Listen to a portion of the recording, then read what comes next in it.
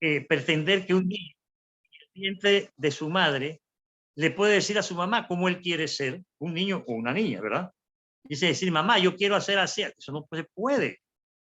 Entonces, si ustedes estudian como estudiantes que son de derecho y como estudiosos que tienen que ser de las ciencias jurídicas, el derecho constitucional es la matriz de todo derecho.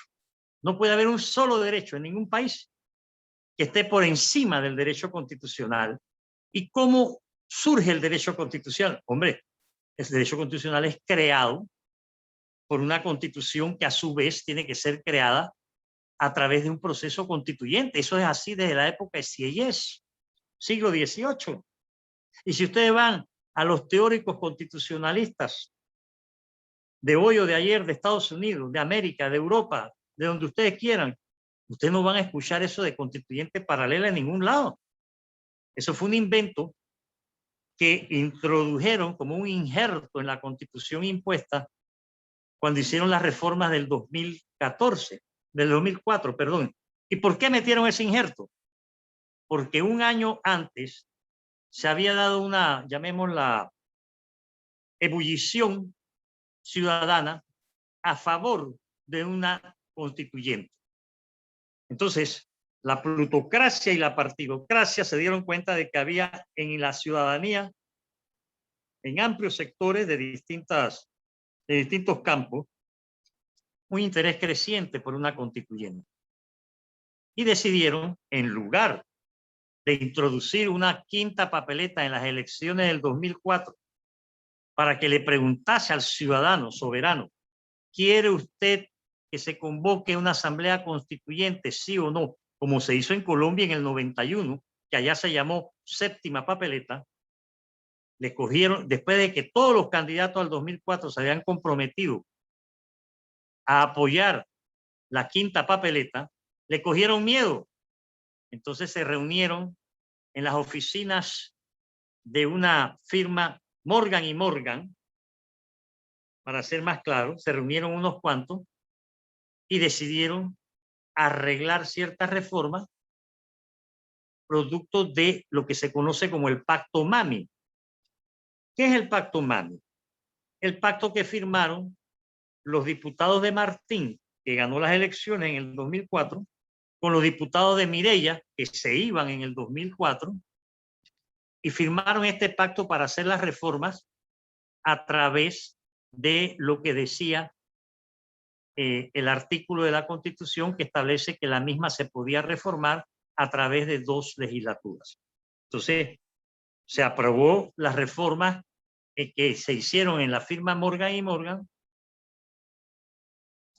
y las ratificó la bancada de Torrijos Martín, que entró en septiembre de aquel entonces. Ese es el Pacto Mami. Ahí metieron el 314, que vine yo a enterarme recientemente a confesión de parte, que había sido una redacción encomendada a Blandón Figueroa y a Jerry Wilson del PRD, el otro es panameñista. Y ellos dos metieron ese cují a lo largo de estos últimos 16 años. Y con todo respeto, los únicos que nos hemos interesado en anunciar y denunciar ese artículo 314 somos algunos catedráticos profesores de la universidad y algunos profesionales que hemos venido denunciando el 314 como una caricatura de constituyente, como una morisqueta de constituyente. Ellos ahora, en sus afanes, después de haber sido derrotados en las elecciones recientes, que hubo hace 2 años, entonces ahora están haciendo una amalgama electorera y han sacado lo de la paralela y se han montado en ella, pero engañando a la población, confundiendo a la gente, porque lamentablemente nosotros vivimos en una sociedad, y lo digo con profunda tristeza, donde hay un desconocimiento por parte de la mayoría de los ciudadanos de sus derechos, de sus garantías, de sus deberes, de su libertad, en fin. Entonces, han optado por querer vender la idea de que la paralela es la solución, pero si la paralela no es constituyente. Entonces dicen que eso es lo que está en la Constitución y hay que respetarlo. Entonces, mire, ¿a dónde nos vamos? Nos vamos a tratar de relegitimar una Constitución impuesta, diciendo que porque el 314 está en la Constitución, hay que ignorar la teoría, la doctrina y la historia de lo que es la constituyente. Esto ya es salirse de los carriles del discernimiento y de lo racional. Pero ¿por qué está pasando eso? Eso está pasando porque hay cada vez más una mayor proclividad a un ejercicio irracional del poder político. Y los ciudadanos estamos en estado de indefensión porque no tenemos los mecanismos de control ciudadano para evitar que el poder político se salga de los parámetros correspondientes al tiempo que nos toca vivir. Entonces, en otros países, en otros estados, hay una serie de mecanismos que los ciudadanos tienen para poder controlar el poder político, para poder supervisarlo, para ser centinelas, para evitar que pasen cosas como la que pasó ayer, en que el vicepresidente de la República reunió a la Junta Directiva de la Autoridad Marítima y dijeron, vamos a darle nuevamente a Panamá para que siga explotando, ¿no? Y ya se lo dieron. Pero nosotros los ciudadanos, ¿qué podemos hacer frente a eso? No tenemos mecanismos de control.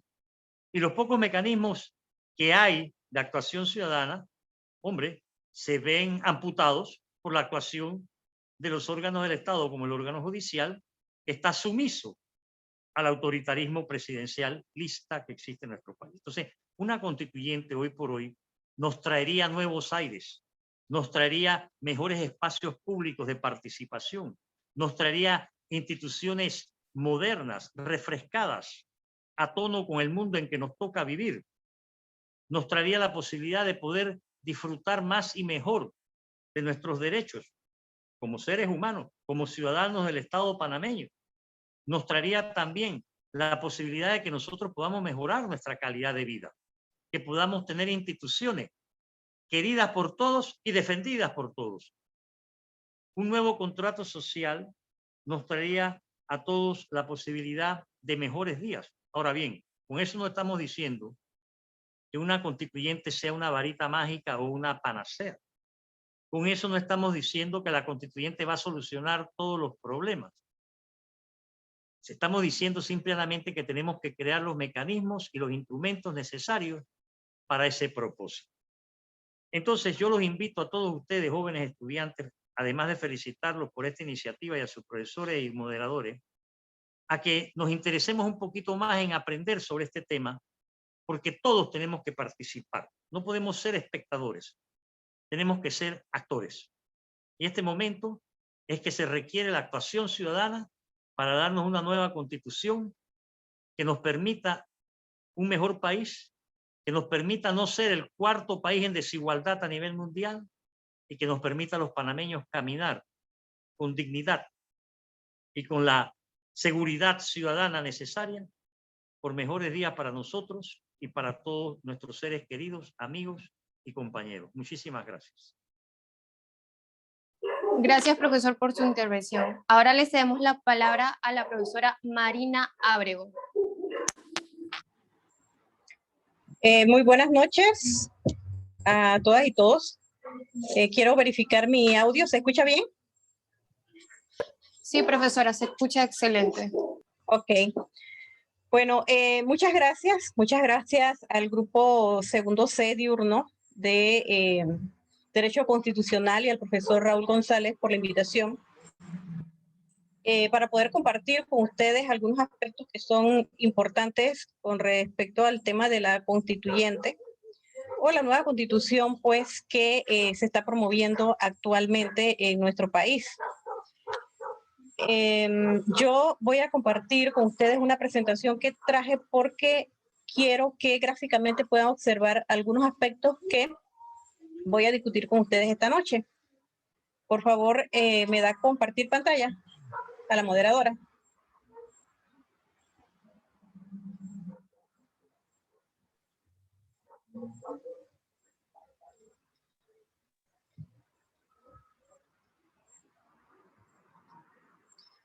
Bien.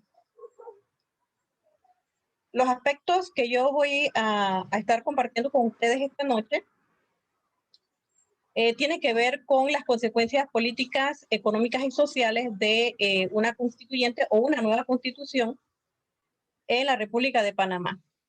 Quiero iniciar hablando de por qué se hace una nueva constituyente o por qué se hace, perdón, una nueva constitución. Obviamente que tiene sus objetivos y en términos generales estos objetivos son la reconciliación entre grupos que integran la sociedad, si hay algunos conflictos donde hay diferencias considerables y que puedan crear conflictos serios entre estos grupos. Por otro lado, el fortalecimiento de la unidad nacional, el empoderamiento de la ciudadanía y su preparación para participar en la vida pública, que en el caso particular nuestro está muy mediatizado y no participa la gente de una forma que nos gustaría que participaran y queda en manos de un grupo pequeño la toma de decisiones de el devenir político, social y económico de nuestro país. Así que una participación pública va a permitir que se ejerza el ejercicio y protección de los derechos de este grupo mayoritario de la población. Por otro lado, la ampliación de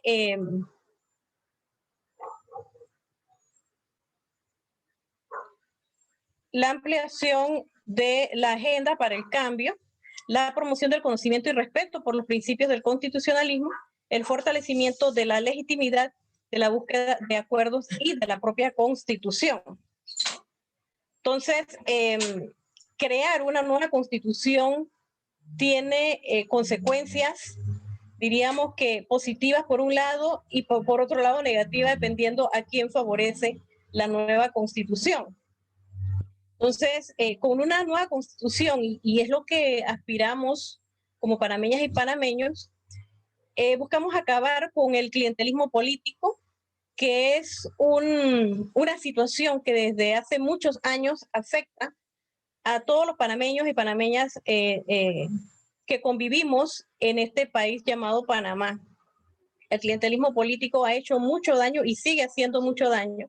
Y eso es importante que le pongamos un orden, porque definitivamente como vamos actualmente, no vamos por un buen camino con respecto a este tema.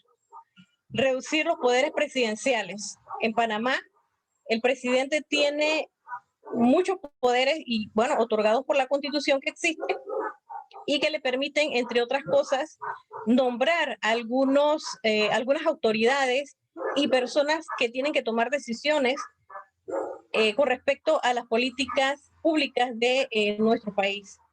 La separación de los poderes públicos es sumamente importante porque sabemos muy bien que en la actualidad y desde hace mucho tiempo los poderes ejecutivo, legislativo y judicial están controlados a tal punto que ustedes saben perfectamente que cuando se va a unas elecciones, los partidos políticos se pelean, por ejemplo, no solamente por ocupar el órgano ejecutivo, sino también quién logra ubicar a la mayor cantidad de diputados en la Asamblea Legislativa para poder tener un control y poder de alguna forma tomar decisiones que no necesariamente van en beneficio de la población panameña. Lo mismo ocurre pues con el órgano judicial. Generalmente cuando se va a escoger algún magistrado, lo que se hace es que se presenta una terna y generalmente esta terna está compuesta por personas allegadas al gobierno y al final pues se crea una situación en donde el órgano judicial toma algunas decisiones que no necesariamente están a favor de la población y en muchos casos ha habido impunidad frente a algunas situaciones de corrupción que se genera en los gobiernos. Por otro lado, es importante cambiar la forma como se escogen los diputados en la República.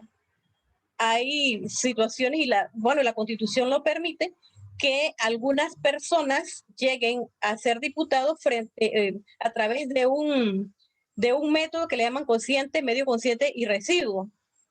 Y muchas veces esa persona que llega a la Asamblea Legislativa, no representas a los intereses de los electores.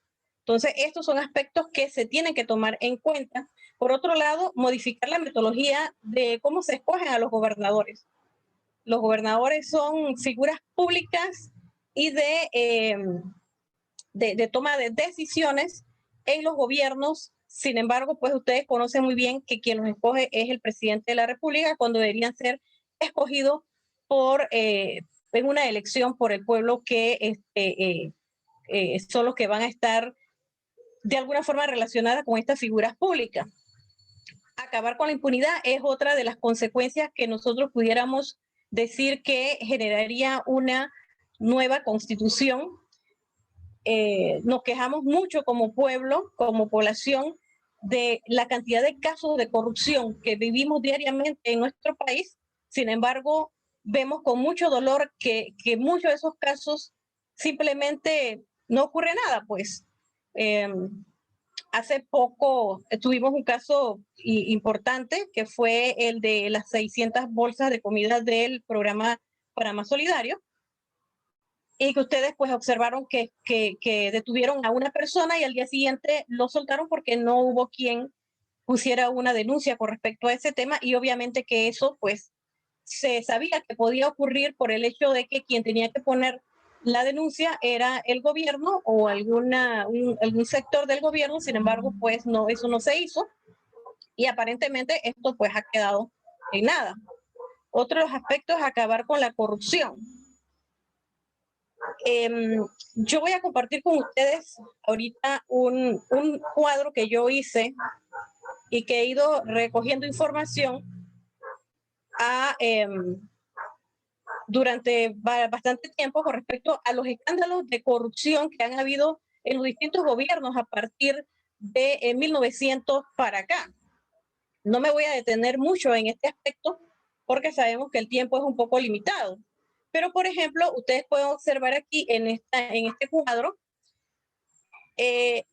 cómo van creciendo la cantidad de situaciones de corrupción y escándalos en los distintos gobiernos que hemos tenido en Panamá desde el año 1990 para acá.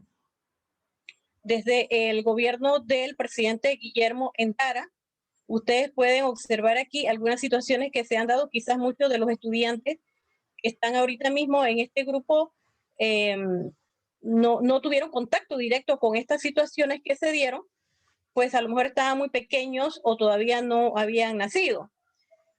Fíjense aquí con respecto al gobierno del expresidente Ernesto Pérez Valladares, y he colocado aquí al lado de cada uno de ellos cuál era el lema o el eslogan que utilizaron en campaña, para que ustedes puedan ir observando cómo se relacionan esos eslogans con la forma como cada uno de ellos actuó cuando estaba en el poder.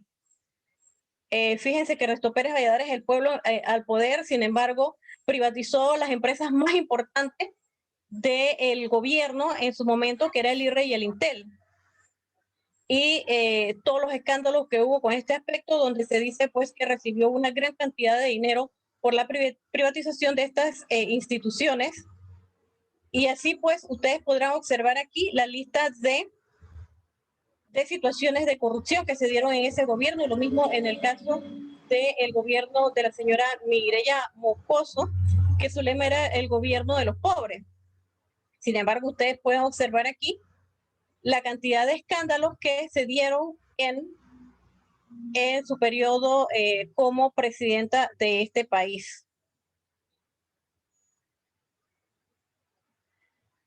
En el caso del gobierno del expresidente Martín Torrijos, ustedes pueden observar allí cómo dentro de su lema de campaña hablaba que iban a luchar contra la corrupción. Sin embargo, se podrán dar cuenta aquí, en esta lista que se les presenta, la cantidad de escándalos que hubo durante el gobierno del expresidente Martín Torrijos. Uno de los casos más sonados fue el caso Semis, donde se acusó a muchos legisladores de recibir dinero para aprobar un proyecto. El tema también de cómo, por ejemplo, en en el caso de la venta de Banismo, del Banco Banismo, como hubo una situación en la que el Estado dejó de percibir más de 400 millones de dólares y en la que estuvieron vinculados pues personalidades del gobierno en su momento como Samuel Lewis Navarro y el Contralor Carlos Vallarino, que fueron señalados en este escándalo. Y así pues observan ustedes otras situaciones que se dieron de escándalos de corrupción en este gobierno. Y seguimos con el de Ricardo Martinelli, que su eslogan era "en las zapatillas del pueblo", y sin embargo, mucha gente creyó en esta propuesta y votaron por él creyendo que efectivamente él representaba o él era el que iba a resolver las situaciones que habían en este país y que tenía muy inconforme a las personas, a los panameños y a las panameñas. Y ahí están pues la lista de escándalos que se dieron en el gobierno de Ricardo Martinelli y que por allí todavía siguen apareciendo situaciones que no se conocían. Está el escándalo del programa de ayuda nacional, donde agarraron preso a una sola persona y pues salió ya está ahorita mismo en su casa, gozando de varios millones que le quedaron del desfalco que hubo en este programa. Fíjense que se menciona que fueron más de 400 millones que se utilizaron en clientelismo político y campaña de reelección. Lo mismo conocen ustedes muy bien la situación que están viviendo los hijos del expresidente Martinelli, que ahorita mismo se encuentran pues detenidos y en una situación de deportación hacia los Estados Unidos por denuncias de lavado de dinero y otros escándalos más. En el gobierno del expresidente Juan Carlos Varela igual hubo varios escándalos de corrupción. Aquí les presento una lista, por ejemplo, de algunas situaciones que se dieron. Y entramos a mirar un poco aquellas situaciones de corrupción o denuncias que se han llevado a cabo con respecto a este gobierno que hace poco, en el mes de mayo, cumplió 2 años en el poder. A mí me preocupa mucho esto porque fíjense ustedes que la lista es mucho más grande y no queremos pensar cómo vamos a terminar nosotros cuando finalice este gobierno. Ahí están algunas de estas denuncias, las contrataciones que se dieron de un sistema para el Seguro Social, la Caja del Seguro Social, por un monto de 168 millones de dólares, que bien se sabe, no costaba la cantidad o el costo de ese equipo no era esa cantidad de dinero. Sin embargo, afortunadamente, por la presión de las personas, esto no se logró concretar.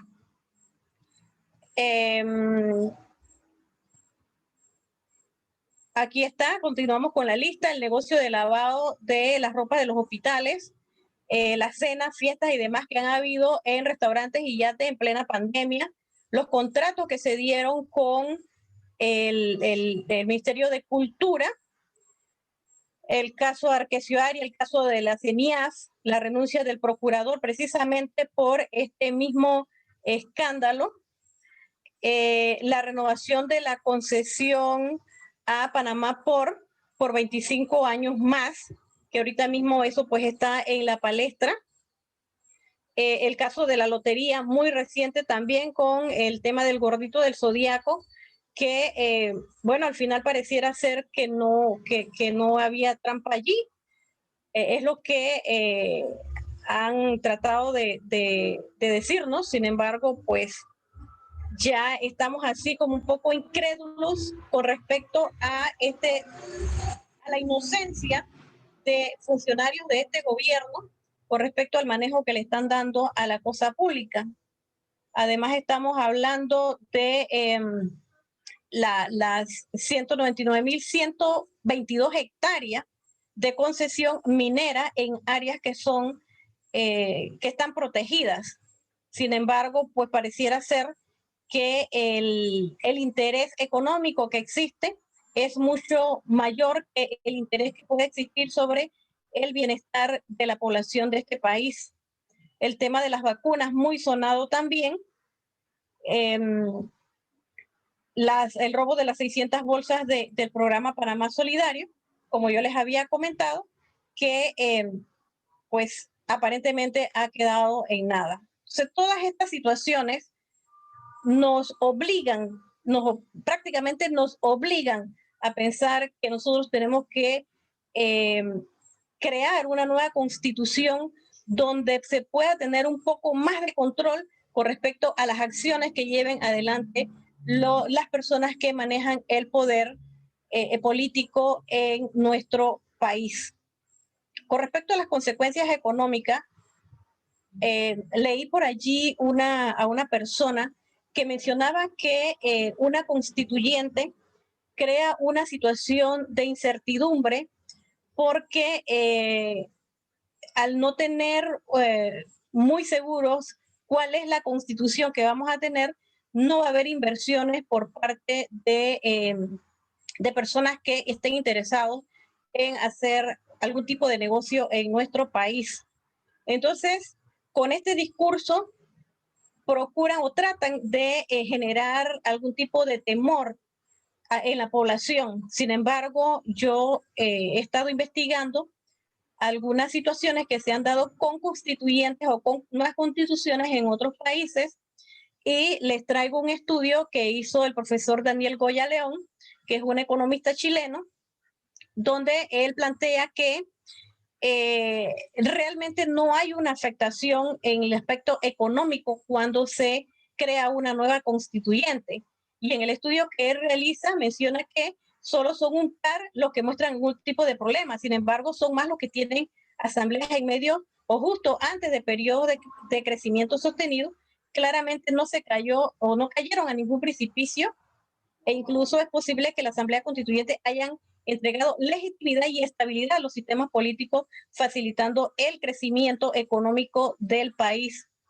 Entonces, ese discurso de que una constituyente puede generar problemas económicos en nuestro país o en cualquier país, pues no tiene una base sólida porque se ha estudiado ya que eso no es así. Entonces, les presento allí, por ejemplo, unas gráficas que se generaron de este estudio, donde menciona o se puede observar más bien cómo era la situación económica de los países con respecto a la constituyente o la generación de una nueva constitución. Los puntos indican en qué lugar del crecimiento o de la gráfica de crecimiento económico se da la constituyente y cómo esto, pues de alguna forma pudiera decirse que afecta el crecimiento económico. Ustedes pueden ver en el caso de Venezuela, efectivamente sí hubo una caída aquí, sin embargo, cuando ocurre esto es porque hay situaciones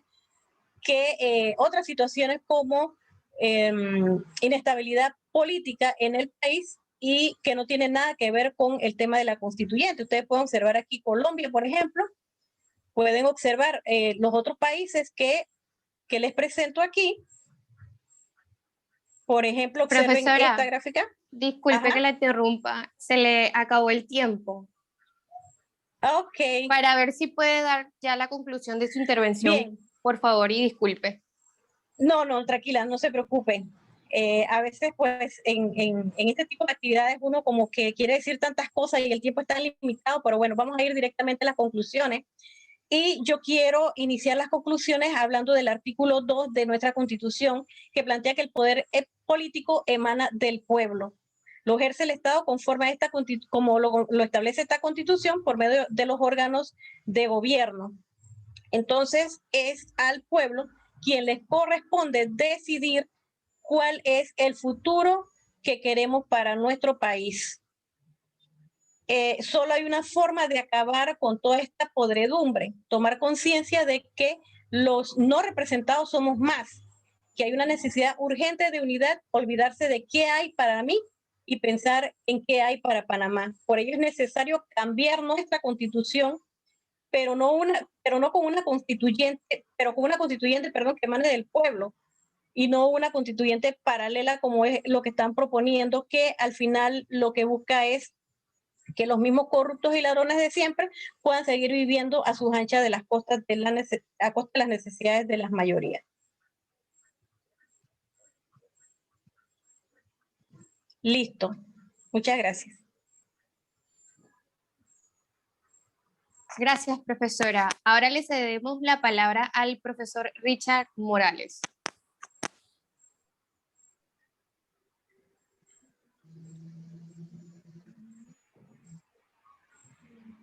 Profesora Marina, ¿puede dejar de compartir pantalla, por favor? Sí, allá voy.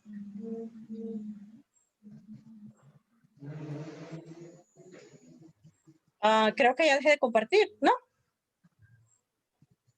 Listo. Ya, ahora sí. Gracias, profesora.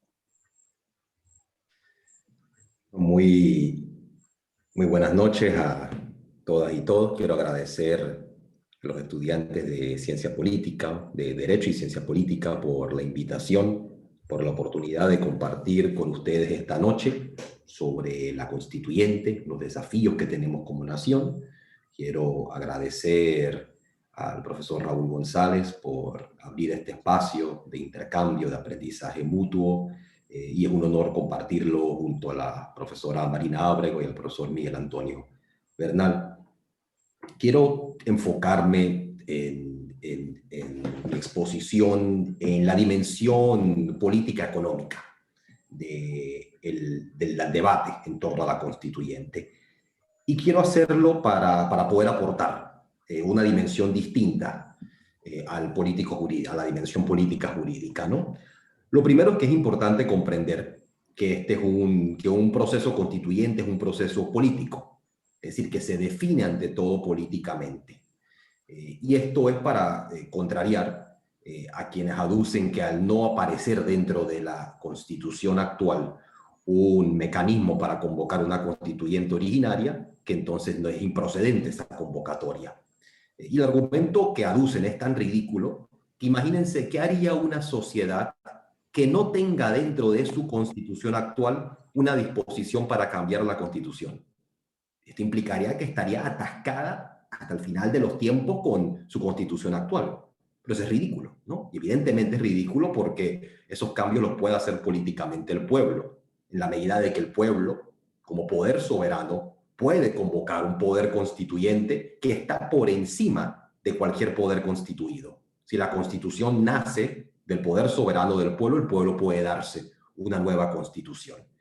Este fue el caso, por cierto, no es un caso hipotético. La constitución hondureña no permitía cambios y en ese momento el presidente Zelaya, hace unos cuantos años, trató de convocar un referéndum y recibió como respuesta un golpe de Estado militar. Pero ahí vemos que el argumento no tiene mayor peso. Así que estamos ante un proceso político, y un proceso político que involucra al pueblo como sujeto, que puede cambiar su constitución. Ahora, hay otro elemento que es importante aquí, y creo que queda claro por las presentaciones anteriores, tanto del doctor Miguel Antonio Bernal como de la doctora Marina Ábrego, y es el hecho de que este es un proceso conflictivo. Es decir, y la política es conflictiva por naturaleza. A veces puede desalentarnos querer admitir esto, porque queremos dar a entender que los procesos políticos pueden ser de unanimidad y armonía, pero no lo son, y lo estamos viendo en el intento de convocar una constituyente paralela. Hay intereses contrapuestos entre distintas clases, fracciones de clases, partidos, grupos en la sociedad. Y esos intereses muchas veces son mutuamente excluyentes, es decir, no son conciliables. Y queda claro, por ejemplo, cuando la profesora Marina habla de los corruptos o de las mafias. ¿Qué vas a conciliar o consensuar con una mafia? ¿Qué vas a negociar? ¿Qué acuerdos puedes llegar ahí? Así que un proceso constituyente es conflictivo porque están chocando estos intereses, como sucede en cualquier proceso político, sea electoral, esté institucionalizado o esté fuera de las instituciones del Estado. Eso implica otro elemento que creo que es clave aquí, y es comprender que el desenlace de todo proceso constituyente y todo proceso político en realidad depende de la correlación de fuerzas que exista en la sociedad. La correlación de fuerzas entre esas clases, fracciones de clases, partidos, organizaciones y grupos. Y el desenlace va a ser un reflejo de eso. Y lo podemos ver incluso, y ahí es donde tenemos que hacernos una pregunta, y espero poder concluir esta presentación aduciendo algunos elementos de eso, pero ¿quiénes tienen la fuerza suficiente en este momento para lograr un proceso constituyente que responda a sus intereses? Y en caso tal, ¿cómo pueden aquellos sectores que no tienen hoy en día la fuerza suficiente organizarse para tenerla o generar suficiente conciencia en la sociedad para que ésta pueda organizarse y movilizarla para tenerla? A sabiendas que esa correlación de fuerza tampoco descansa sobre el aire, no es un tema de mera voluntariedad. También ahí depende de cuáles son las condiciones reales de una sociedad. Por eso también hay que dejar a un lado estas visiones fantasiosas de que la Constitución va de alguna forma a ser una especie de tabula rasa. Normalmente una Constitución parte del acumulado histórico de una sociedad. No vamos a repentinamente regresar al medioevo o algo por el estilo, ¿no? Son procesos políticos, pero que parten de circunstancias históricas, ¿no? No hay que partir de estas tesis ridículas para generar, como dijo la profesora Marina Ábrego, miedo o alarmismo, ¿no? O generar temor en la sociedad. Así que depende de esta correlación de fuerzas. ¿Quiénes tienen la fuerza suficiente? Los gremios empresariales, y en caso tal, ¿qué gremios empresariales? ¿Qué fracciones de los empresarios? Comerciantes, industriales, banqueros, con intereses en conjunto con empresas transnacionales, etcétera. O son los trabajadores de qué sectores, o los campesinos, o los profesionales, etcétera. Es decir, hay que comprender, o los estudiantes, es decir, quiénes tienen la fuerza suficiente para empujar los cambios que requiere una sociedad, ¿no? Y nuevamente, eso es un proceso conflictivo, donde llegar al consenso se llega a través del conflicto. Y la resolución de ese conflicto, quién logra persuadir, quién logra organizar, quién logra movilizar, es lo que va a determinar el desenlace. Ahora, un pequeño paréntesis. En muchos momentos en la historia panameña se ha hecho trampa, por así decirlo, y cuando ha habido un acumulado histórico, como en los 60, muchas veces ha sido por la fuerza o la violencia que se interrumpe ese proceso de acumulación histórica. Lo vemos con el golpe militar del 68, se trunca la acumulación que venían haciendo las fuerzas populares, o lo podemos ver incluso con la invasión del 89, ¿no? Es decir, es la trampa donde hay una intervención externa que no le importa la correlación de fuerzas a lo interno del país. Bueno, así que paso rápidamente por algunas ideas que creo que ya han discutido sobre qué es una constituyente, qué es una constitución. Yo creo que podamos sintetizarlo, el proceso constituyente es una restitución del poder al soberano, al pueblo, que se va a dar una nueva constitución, que se va a dar una nueva forma de organizar el poder dentro de la sociedad. Cómo se organiza el poder para decidir sobre los asuntos comunes de una sociedad y por ende decidir quién tiene derecho a disponer y usufructuar de las riquezas colectivas de una sociedad, ¿no?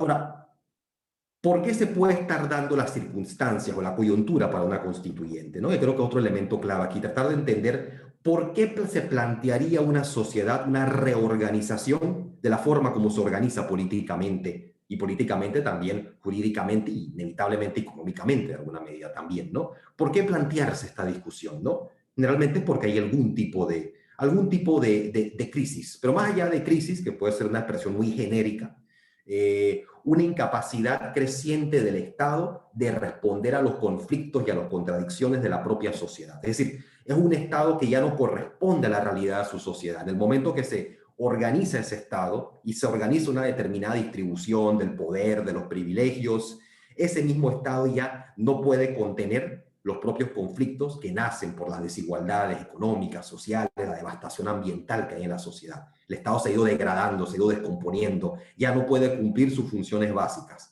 La sociedad y sus conflictos están desbordando al Estado. Y este tiene que recurrir cada vez más a la fuerza, a la violencia, a la mentira, a la manipulación, al chantaje, a la coerción, a la compra de conciencias, voluntades. Ahora, ¿cuál es el momento, no? Creo que es una pregunta interesante, porque si uno le pregunta a los sectores más conservadores de nuestra sociedad, ¿cuál es el momento para convocar una constituyente? Prácticamente la respuesta va a ser nunca. Porque en los momentos en el que el país está creciendo, ellos te van a decir, si convocas a la constituyente ahora, tú vas a truncar el proceso de crecimiento, ¿no? Esto tiene que ver con los últimos puntos a los que aludía Marina, ¿no? Así que no quieres interrumpir el proceso de crecimiento, te van a decir estos sectores, ¿no? Pero en el momento de crisis te van a decir, no, y tampoco la puedes convocar porque ahí vas a truncar el proceso de recuperación y reactivación económica. Así que bajo esa visión nunca es el momento porque o vas a detener el crecimiento o vas a truncar la posibilidad de que se renueve ese proceso de crecimiento, ¿no? Pero esto parte de un error de cómo concebir los problemas de una sociedad. La constituyente no es la causa, un proceso de cambio constituyente no es la causa de los problemas y los males de una sociedad. Es una respuesta a esos males.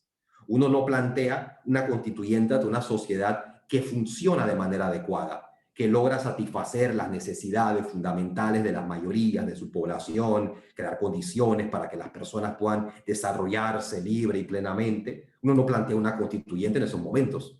Es una respuesta a la crisis, no la causa de la crisis. Ahí viene la inversión que generan determinados grupos, ¿no?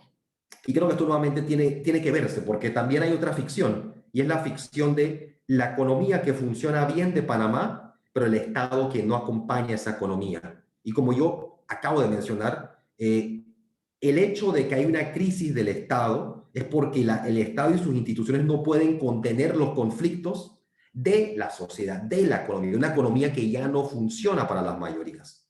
Así aquí vendríamos a la tesis de que es la crisis económica, del agotamiento del modelo económico del país, neoliberal, si le queremos llamar de esa forma, que ha tenido este país, por lo menos desde finales de los 60, en los 70 en adelante, que se ha ido consolidando, es la crisis y el agotamiento de ese modelo y la incapacidad del Estado de contener los conflictos que emergen o que lo desbordan, ¿no? Así que no es cambiar la Constitución para salvar a un modelo económico que no funciona para las mayorías. Es cambiar la Constitución para tener los instrumentos de hacer los cambios que requiere nuestro país. Cambios en cómo está organizado. Así que no es el temor de ciertos sectores de que si cambiamos la Constitución vamos a intervenir en un modelo que funciona a la perfección, porque no funciona, no ha funcionado para las mayorías. Por eso hay crisis, por eso requerimos el cambio constitucional. Ahora, quería repasar cuáles, digamos, yo hablé al inicio de la correlación de fuerzas. ¿Quién tiene la fuerza suficiente para establecer qué tipo de cambios se van a dar en nuestra sociedad? Y esta correlación de fuerzas o estas fuerzas descansa sobre determinados intereses. Hay intereses muy concretos en torno a qué cambios quieren. Es decir, cada tipo de cambio responde a unos determinados tipos de intereses. La gente o los grupos o las clases no quieren algo solo porque sí. Hay un interés detrás. Intereses concretos, políticos, económicos. Y yo plantearía que hay 4 variantes posibles, ¿no? Primero, hay quienes plantean que los cambios que requiere el país a través de un proceso de cambio en la Constitución deben ser regresivos. ¿Qué significa esto? Estos son los que dicen nuestra Constitución garantiza demasiados derechos y hay que despojar a la población de algunos de esos derechos para que el país funcione mejor. Son quienes creen que hay que eliminar lo poco que tiene la Constitución de derechos sociales, de derechos económicos, al trabajo, a la salud, a la educación. Quieren reducir los derechos que reconoce la Constitución y los espacios ya limitados de participación democrática. Serían los grupos que quieren cambios regresivos. Habrían los grupos conservadores. Los conservadores no en el sentido clásico de liberales y conservadores, sino quienes buscan conservar el orden actual y están dispuestos a maquillarlo, como sea dispuesto, maquillar la Constitución o cambiar algunos que otros artículos y que eso logre mantener el orden presente. Creen que el orden presente es el mejor de los mundos posibles, pero creen que ahí con uno que otro cambio menor cosmético en la Constitución logramos conservar ese orden, ¿no? Así que no es regresivo. No quieren retroceder o despojar de derechos, pero quieren conservarlo tal cual está, ¿no? Habrían los grupos, digamos, que quieren cambios progresivos. Creen que nuestra Constitución debe abrir más espacios de participación ciudadana, democrática, formas de democracia participativa, deliberativa, que le permitan a los ciudadanos opinar sobre los asuntos públicos, incidir, exigir rendición de cuentas, fiscalización. y también ampliar derechos, una constitución que verdaderamente reconozca y materialice los derechos humanos, ¿no? Ya los derechos económicos y sociales escasamente reconocidos en la actual, pero también ampliarlo más allá, ¿no? Ese sería un planteamiento progresivo que sobre la base del orden actual plantea expandamos los derechos que se reconocen y abramos más espacios de participación democrática, ¿no? Y finalmente tendríamos la idea de una constituyente, de un proceso que sea transformador, que se están planteando. No es suficiente un avance en determinados derechos o en espacios de participación. Tenemos que transformar la base misma de nuestra sociedad, la forma misma como está organizada económicamente para que tengamos la capacidad de afrontar los enormes desafíos de las desigualdades sociales, de la depredación ambiental. Es decir, quienes se plantean una transformación más profunda de toda nuestra sociedad, no solamente del Estado en sí, ¿no? Ahora, así que ahí iríamos desde una regresión, pasando por una conservación de lo actual, un progreso y una transformación completa de la sociedad. Ahora, ¿de qué depende esto? ¿Y cuáles son los medios que se utilizarían para cada una? Es muy claro. Los que apuestan a un proceso de cambios regresivos o reaccionarios son quienes prefieren que no haya ningún tipo de constituyente. Es decir, sigamos con el método de 2 asambleas legislativas o cualquier otro, convocamos notables, como se hizo durante el gobierno de Martinelli, o lo que se les ocurra, pero que no vaya ningún tipo de proceso electoral, porque tienen miedo que incluso eso se les puede salir de control, ¿no? O el pacto del Bicentenario, por ejemplo, algo parecido al pacto del Bicentenario, donde hay filtros, la concertación, todo este tipo de macanucias, ¿no? Estos son generalmente sectores asociados a la banca, a los servicios internacionales, que tienen temor de que hasta el menor cambio político pudiera incidir sobre sus sectores, ¿no? Ahora, están los sectores, ellos no quieren, esos sectores preferirían que no haya un proceso constituyente, pero hay sectores conservadores que están conscientes de que el país está en algún tipo de crisis y dicen necesitamos cambiar la constitución, aunque sea cosméticamente, para evitar que esto se venga abajo y colapse. Y son los grupos que están convocando la paralela, que quieren esta especie de cambio cosmético que les permita afincar y consolidar los intereses que tienen o incluso aumentarlos, ¿no? Incluso, creo que el doctor Bernal hizo un comentario interesante sobre aquellos que perdieron las elecciones y que ven esto como una buena coyuntura para, de alguna forma, tener una revancha en un momento de debilidad del partido de gobierno, ¿no? Así que están apostando a una constituyente paralela como el mecanismo para mantener o conservar el actual Estado, pero ellos mismos consolidándose con mayor poder, ¿no? Y finalmente la constituyente originaria, dependiendo de la correlación de fuerzas, puede o devenir progresiva, generar un avance en cuanto al reconocimiento de derechos y espacios de participación, o transformadora, si estamos hablando ya no son solamente de los intereses ciudadanos o del pueblo como tal, sino la posibilidad de que las clases desposeídas logren organizarse y movilizarse con tal fuerza que puedan impulsar procesos transformadores o hasta revolucionarios. El último escenario tiende a ser el menos probable, porque los procesos revolucionarios se dan en momentos excepcionales de la historia. No se da una revolución francesa, rusa, haitiana, etcétera, de manera cotidiana en la historia, pero se da en determinados momentos, y esos son los procesos transformadores, ¿no? Así que ya vemos que dependiendo del tipo de cambio, también hay un interés en qué instrumento utilizar para ese cambio. Y evidentemente los sectores conservadores y reaccionarios quieren evitar cualquier tipo de discusión de una constituyente originaria, porque saben que eso desbordaría su capacidad de controlarlo y contenerlo, aún usando el poder del dinero. Y aquí es donde tenemos que ver entonces cómo se termina de enlazar esto. El desenlace va a estar determinado por la correlación de fuerzas. Si las clases dominantes en Panamá logran imponerse, ellos van a lograr o algún tipo de cambio regresivo, es decir, usar la crisis como una excusa para despojar de derechos al pueblo, incluso usar eso como excusa, que requieren despojar al pueblo de esos derechos para que venga la inversión económica, porque necesitan poder explotar de manera más aguda, salvaje a las personas, quitar los derechos laborales, sociales, ver que todos esos derechos son un costo sobre el Estado para ellos y para las ganancias que quieren obtener a costa del Estado. Así que mientras más fuerte sea la clase dominante, más va a poder avanzar en ese proyecto. Pero como hay crisis, esa propia clase dominante tiene divisiones a lo interno y tiene proyectos distintos. Y eso la lleva a tratar de plantear meramente el proyecto conservador, porque no tiene los niveles de unidad y coherencia para plantear ese proyecto reaccionario, regresivo. Y vemos esas divisiones, por decir algo. Es muy claro las divisiones que existen en este país entre los Martinelli, entre los Wackett, entre los Mota, etc. Es decir, tenemos pugnas interburguesas, por llamarla así. Y eso les impide la unidad para un tipo de proyecto como el regresivo. Así que su otra mejor opción es algún tipo de proyecto conservador del orden actual, como la constituyente paralela, donde vemos los grandes partidos políticos participando.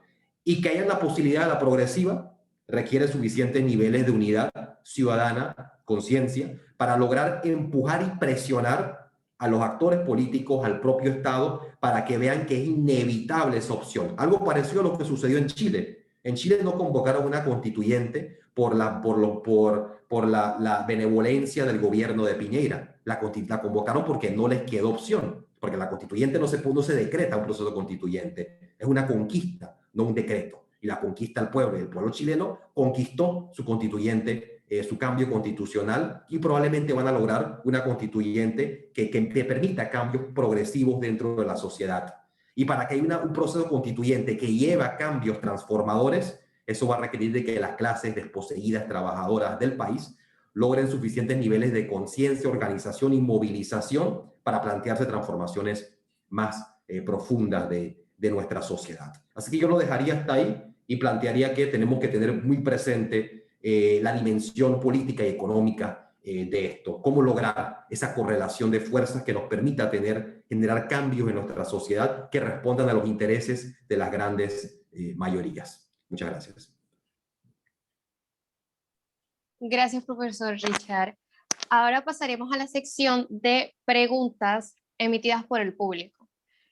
Empezaré con el doctor Miguel Antonio Bernal. Para él tengo dos preguntas emitidas por el público. La primera es, ¿cuál es la diferencia entre la paralela y la originaria? De una manera muy sintetizada, profesor, le pedimos que responda esta pregunta. Es que la paralela no es constituyente. A partir de ahí, entonces, ¿qué vamos a buscar diferencia? Eso es como si me preguntan cuál es la diferencia entre un elefante y una hormiga. Pues por favor, eso no necesita explicación. Entonces, aquí la paralela es un invento de la partidocracia y de la plutocracia para que no haya constituyente. Eso es todo. Encima de eso han violado el debido proceso constitucional, porque en una constitución impuesta han metido una nueva cláusula de reforma cuando una constitución no puede reformar su cláusula de reforma. O sea, hay que respetar la ciencia y la ciencia jurídica también tiene su metodología. Así que yo le iba a pedir un favor a todos los presentes, un favor ciudadano. Cuando hablemos de paralela, no digan constituyente paralela. Porque eso es una contradicción. Constituyente es una cosa, paralela es una figura geométrica, no una constituyente. Así que, breve, preciso y conciso, la paralela no es constituyente. ¿Cuál era la otra pregunta? Gracias, profesor. La otra pregunta es, ¿qué se necesita para que se lleve a cabo el proceso de la constituyente originaria? Participación ciudadana, la voluntad política de los ciudadanos, que todos nos movilicemos para exigir. Ese es un derecho que nosotros tenemos, que nos ha sido usurpado. El de poder nosotros hacer nuestra propia constitución, nuestras instituciones, decir en pocas palabras qué país queremos. Entonces, se necesita un proceso constituyente. Estamos planteando algunos que lo hagamos lo más democrático posible. Y no esperamos a que Chile hiciera un referéndum. Nosotros venimos pidiendo un referéndum hace ya más de 20 años. Del 92, para ser más exacto, cuando Endara planteó su reforma que fracasó, se propuso que metieran una tercera papeleta para que le preguntaran al pueblo panameño si quería constituyente o no. No les dio la gana. Cuando Pérez Valladares metió su referéndum para pretender quedarse en el poder a través de una reelección inmediata, se pidió que metieran una papeleta preguntándole al pueblo panameño, que es una manera de hacer un referéndum, es decir, que el actor principal pueda decidir. Yo creo que el procedimiento aquí sería, salvo mejor criterio, un referéndum, que lo tenemos que exigir nosotros. Una vez el referéndum, entonces pasar a la otra fase, que es la organización de la constituyente. Panamá lo hizo en el 45, cuando no había fax, no había celular, no había internet, no había Instagram, no había WhatsApp, no había nada de las técnicas o tecnologías que hay hoy en día. Lo que pasa es que los espacios de participación ciudadana lo han ido asfixiando, ¿no? Cada vez nos quedan menos espacios para poder debatir, y sin debate no hay democracia, sin debate no puede haber constituyente. Lo que pretenden hacer los paralelos gatopardistas es ganar terreno para las elecciones del 24 y poder hacer sus acuerdos políticos. ¿De quién va arriba, quién va abajo, a quién ponemos de alcalde, etcétera? Y como bien lo dijo Morales, yo sí veo con preocupación las pretensiones de un retroceso en los progresos sociales que ha alcanzado la humanidad en materias económicos, sociales, laborales, etcétera. Y eso es lo que tenemos nosotros que estar muy pendientes, siendo exigentes en cuanto a que se permita una mayor participación ciudadana y, por ejemplo, estos debates, estos ejercicios son valiosísimos, pero ¿por qué no los hacen las otras instituciones académicas? ¿Por qué las universidades de garaje y de azotea no están haciendo este tipo de ejercicio con sus estudiantes? Entonces nosotros tenemos que ver cómo caminamos hacia la participación ciudadana. La vía más democrática, más pacífica, más participativa, más progresista es un proceso constituyente. Si alguien conoce otro, que nos los diga, pues, para poder movilizarnos hacia él, pero es que no lo hay. Si no, ¿cómo es que a lo largo de 2 siglos, y termino, en todas las sociedades, cuando han entrado ante la necesidad de que las cosas cambien para mejor, se han ido a un proceso constituyente? Colombia en el 91, Venezuela en el 95, ¿cómo se llama? Bolivia recientemente, Perú, Ecuador, Uruguay, Honduras, Guatemala. Todos los países han vivido un proceso constituyente de acuerdo a sus propias circunstancias, ¿no? De acuerdo a sus características. La constituyente se amolda a las circunstancias del país donde se hace, pero se ha ido progresando. La constituyente de Bolivia, que es la última, creo yo que aportó novedades frente a la constituyente colombiana del 91, pero Colombia, con su proceso constituyente del 91, dio un salto cualitativo a pesar de todos los problemas que tienen en ese país.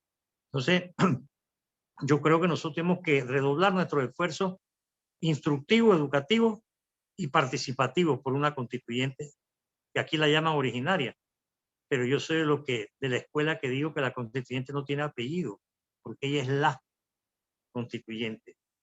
Y la constituyente necesita de todos nosotros, porque todos nosotros llevamos el poder constituyente. Todos nosotros somos la esencia misma como ciudadanos del poder constituyente.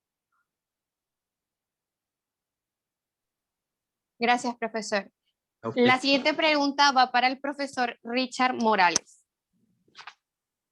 Dice así: ¿puede una nueva constitución por sí misma acabar con la impunidad y corrupción? ¿Qué más considera usted necesario para que esto suceda?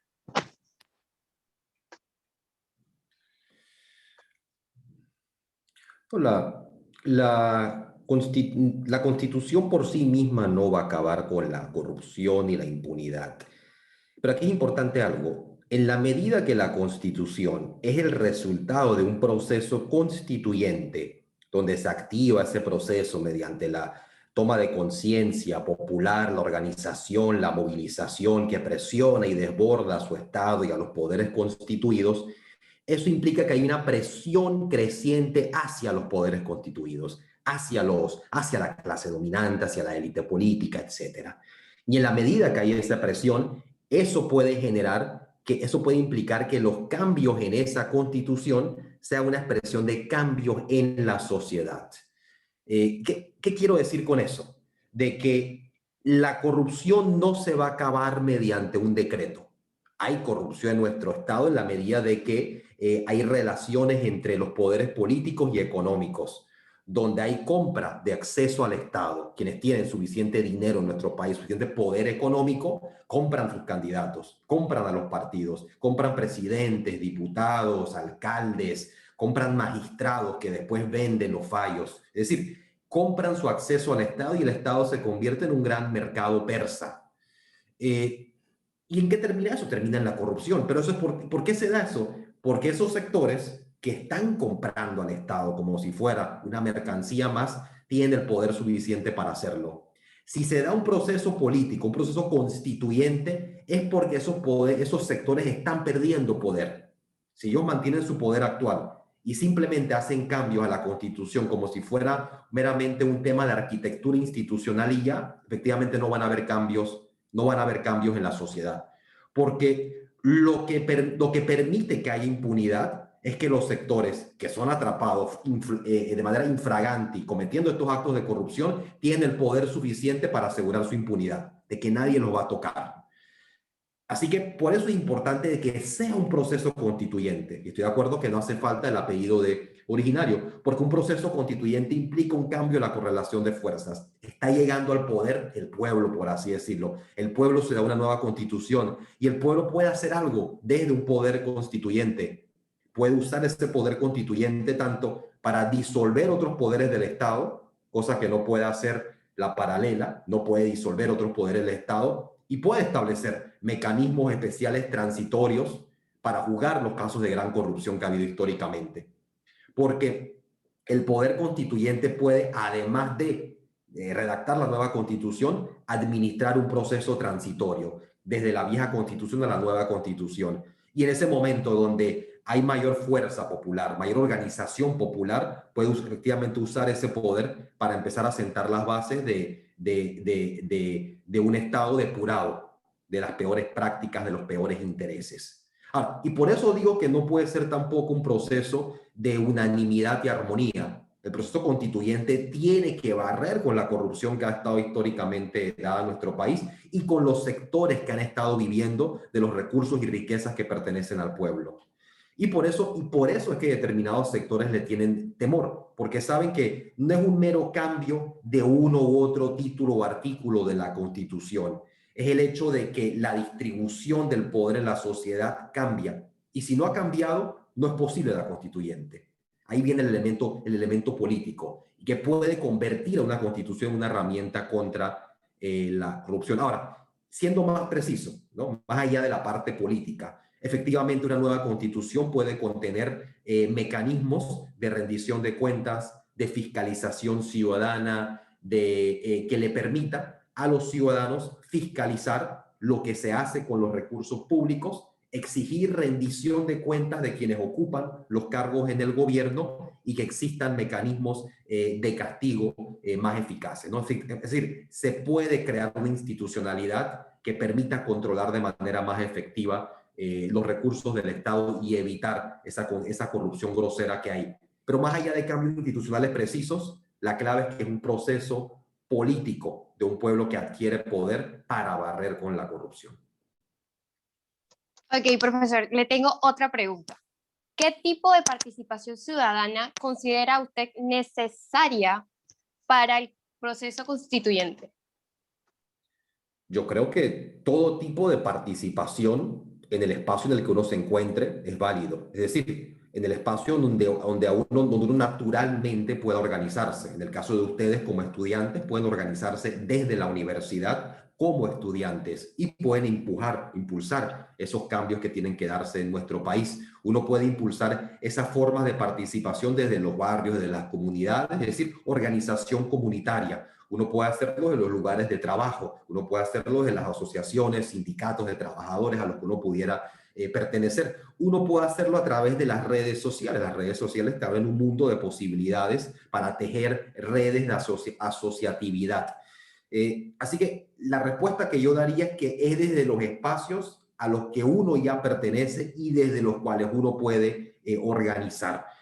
Yo no creo que sería lógico, por ejemplo, que yo en mi caso, que estoy en la ciudad, crea que a mí me corresponde o tengo la posibilidad de organizar a los campesinos o al pueblo Nove o al pueblo Cuna o a los chiricanos. Es decir, tocaría a quienes están viviendo esa realidad. Ahora, lo que sí debe haber es que se deben estrecharse lazos entre los estudiantes, los trabajadores, los profesionales, los pueblos originarios, los campesinos. Es decir, tienen que estrecharse esos lazos para que esa organización vaya más allá de esfuerzos aislados unos de otros y pueda empezar a tejerse esas redes que cuando uno menos lo espera empiezan a crecer de manera exponencial. Pero ya que la clave de organización es arrancar desde la propia realidad de uno, donde uno tiene mayor posibilidad de influir sobre la forma de participación que pueden darse.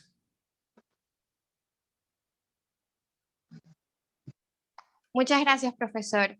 Ahora, la siguiente pregunta va para la profesora Marina Abreu, que es la siguiente. ¿Qué tan beneficioso sería una nueva constitución para Panamá desde el punto de vista económico-político?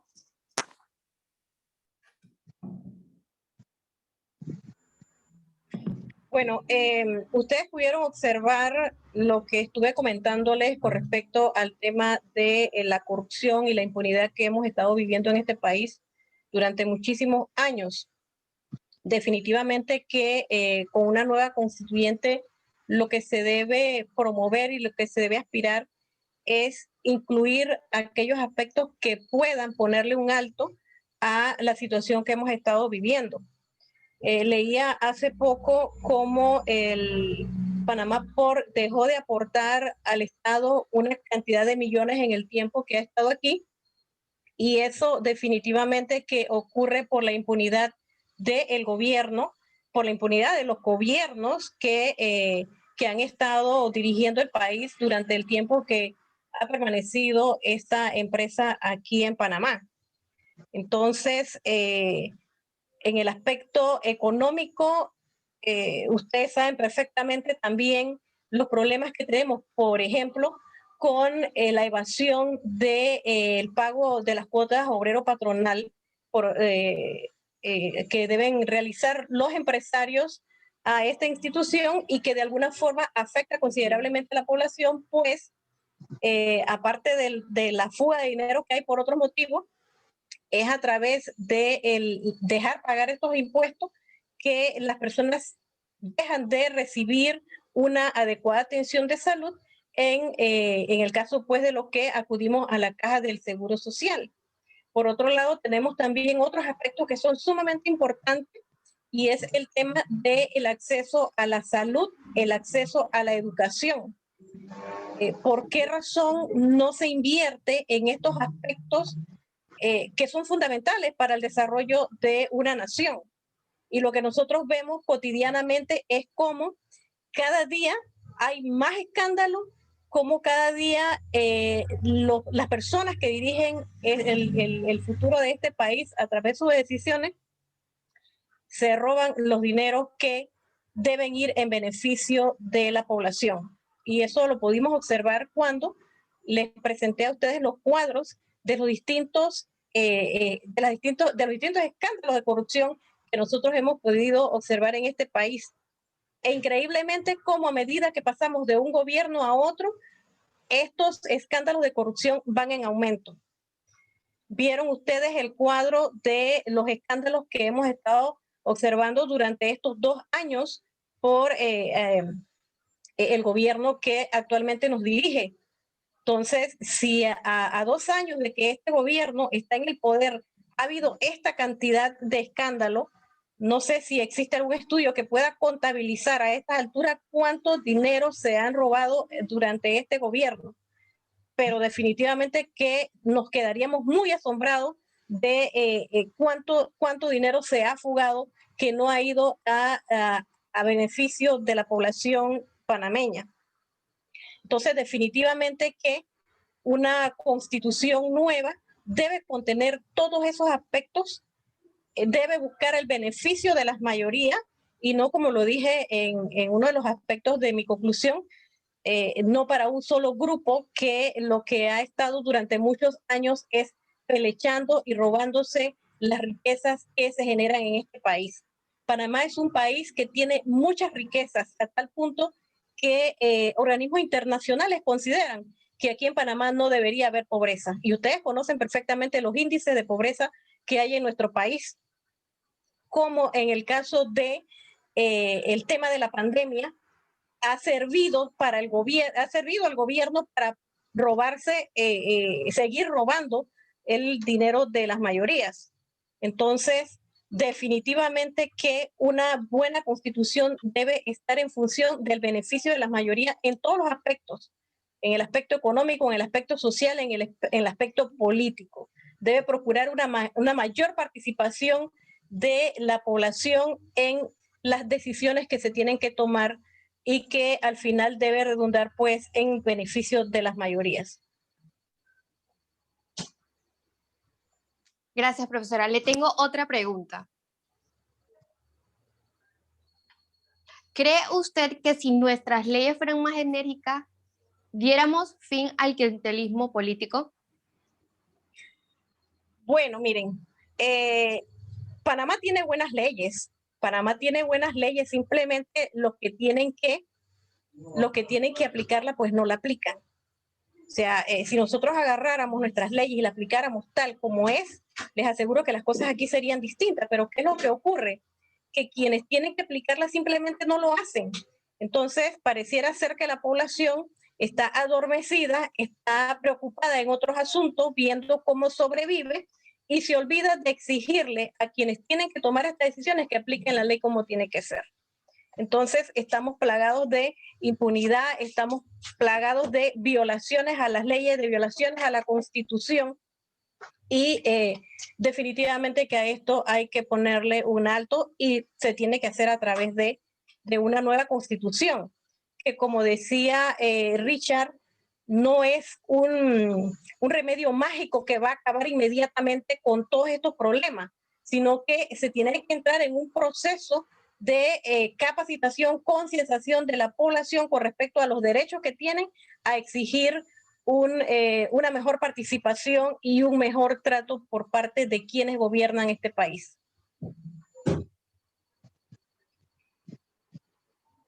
Muchas gracias, profesora.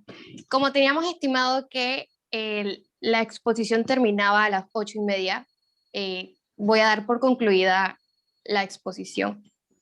Muchas gracias a los expositores, agradecidos todos los estudiantes del grupo segundo C diurno de la Facultad de Derecho y Ciencias Políticas de la prestigiosa Universidad de Panamá, formadoras de nuevos profesionales de la República de Panamá.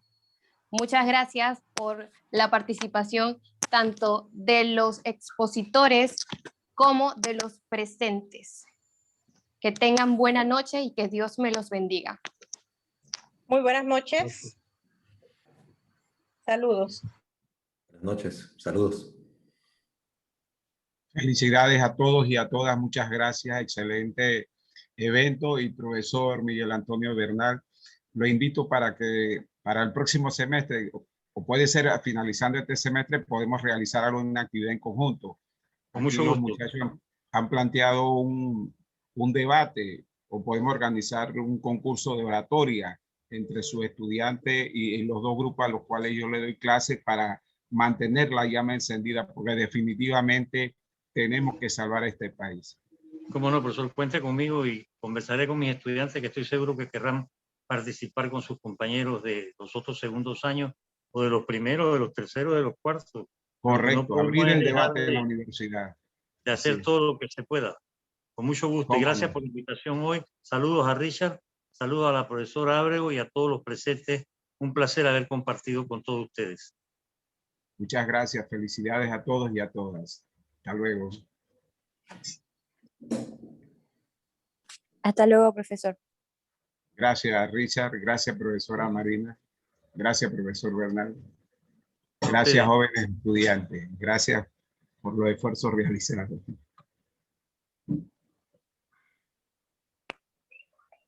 Gracias. Buenas noches.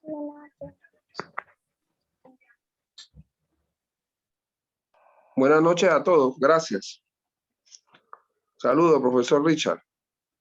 Saludos, Paul.